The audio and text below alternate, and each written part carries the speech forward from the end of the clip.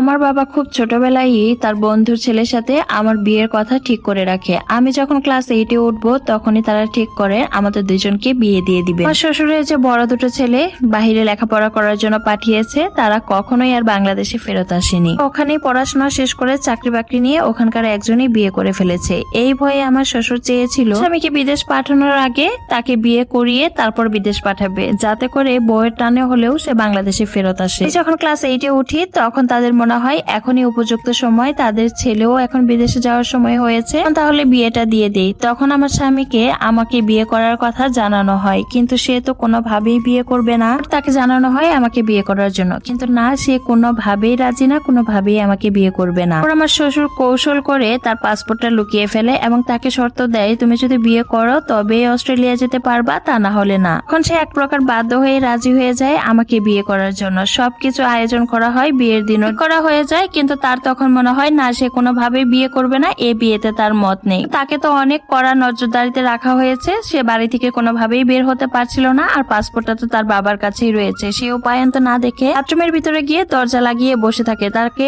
অনেকবার ডাকাডাকি করা হয় বাথরুম থেকে বের হওয়ার জন্য, কিন্তু সে কোনোভাবেই বের হবে না। এক প্রকার জোর জবরদস্তি করেই বেচারাকে বাথরুমের দরজা ভেঙে সেখান থেকে বের করা হয় এবং আমাকে বিয়ে করতে বাধ্য করা হয়, কিন্তু বেচারা তো কোনোভাবেই বিয়ে করতে রাজি না। বেচারা অনেক জোরাজোরির পর বিয়েটা করলো ঠিকই, কিন্তু আমার চেহারাটা পর্যন্ত সে দেখতে চায় না। কবুলটা বলেই সে বাসা থেকে বের হয়ে গেল। বাসা থেকে বের হওয়ার সময় সে তার পাসপোর্টটাও নিয়ে গেছে।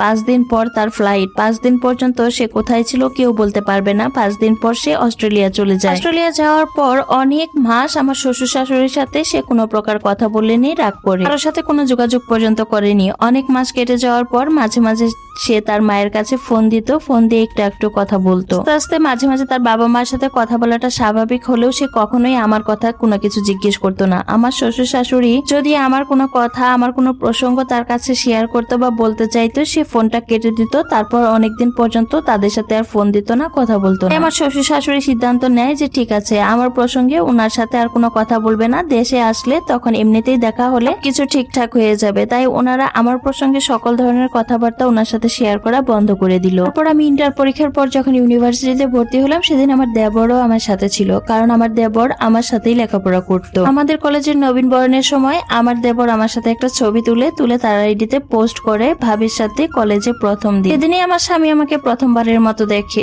সে তো তার ভাইয়ের সকল বউদেরকে চিনে, কিন্তু নিজের বউকে তার কখনো দেখেনি। সে চিন্তা করতে লাগলো এটা আবার কার বউ। যখন সে কোনোভাবে মিলাতে পারছিল না, তখন তার মনে হলো যে ওহো, বাংলাদেশে তো আমারও একটা বউ আছে। আমার দেবর যেহেতু তার অনেকটাই ছোট ছিল, এজন্য তার ছোট ভাইকে আর সে জিজ্ঞেস করতে পারেনি যে মেয়েটাকে। আমার দেবর যেহেতু আমাকে ট্যাগ করে পোস্টটা করেছিল, তাই আমার ফেসবুক আইডিটা সে প্রথমবারের মতো পেয়ে যায়। সেই দিনই সে প্রথমবারের মতো আমাকে দেখে। তারপর আমার আইডিতে সে একটা ফ্রেন্ড রিকোয়েস্ট পাঠায়। আমি তো তার ছবি দেখেই চিনে ফেলেছি। তার উপর আমার এক আকাশ পরিমাণ অভিমান ছিল, অনেক অভিমান, অনেক রাগ জমেছিল। এজন্য আমি আর ফ্রেন্ড রিকোয়েস্টটা অ্যাকসেপ্ট করি নাই। 1 মাসের মতো আমি তার ফ্রেন্ড রিকোয়েস্টটা ঝুলিয়ে রাখি। 1 মাস পর মনে হলো আচ্ছা, বেচারা যেহেতু এইভাবে ফ্রেন্ড রিকোয়েস্ট দিয়েছে, তো একটু অ্যাকসেপ্ট করেই দেখি কি করে উনি। ফ্রেন্ড রিকোয়েস্টটা অ্যাকসেপ্ট করার পরই সে আমাকে আনফ্রেন্ড করে দেয়। সেদিন সেটা আমার খুব ইগোতে লেগেছিল যে এটা আবার কেমন মানুষ, নিজেই ফ্রেন্ড রিকোয়েস্ট দিল আবার নিজেই আমাকে আনফ্রেন্ড করে দিল। এর ভিতরে আমার প্রচুর রাগ হচ্ছিল, কারোর সাথে কোনো কিছু শেয়ারও করতে পারছিলাম না। তার 2 থেকে 3 দিন পর নতুন একটা আইডি থেকে